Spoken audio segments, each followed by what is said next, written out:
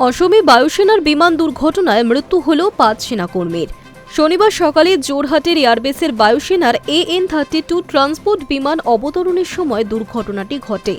দুর্ঘটনার পরই মুহূর্তের মধ্যেই আগুন ধরে যায় বিমানটিতে। প্রথমে কারোর মৃত্যুর খবর সামনে না এলেও পরে বায়ুসেনার তরফে ৫ সেনাকর্মীর মৃত্যুর খবর নিশ্চিত করা হয়েছে।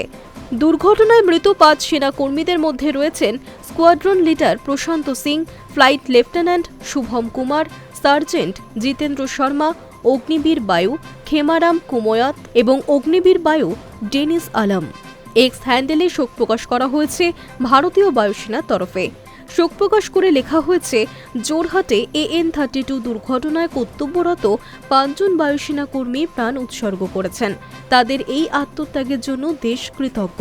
কিভাবে ঘটল এই দুর্ঘটনা? বায়ুসেনা সূত্রে জানা গিয়েছে, শনিবার সকাল প্রায় 10টা নাগাদ একটি প্রশিক্ষণের সময় দুর্ঘটনার কবলে পড়ে AN-32 বিমানটি।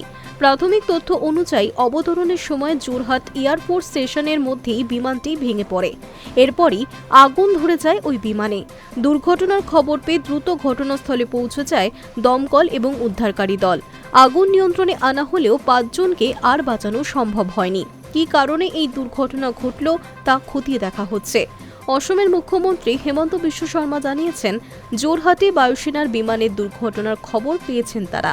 এই বিষয়ে বিস্তারিত তথ্য চাওয়া হয়েছে অসম সরকারের তরফে। Hi news network.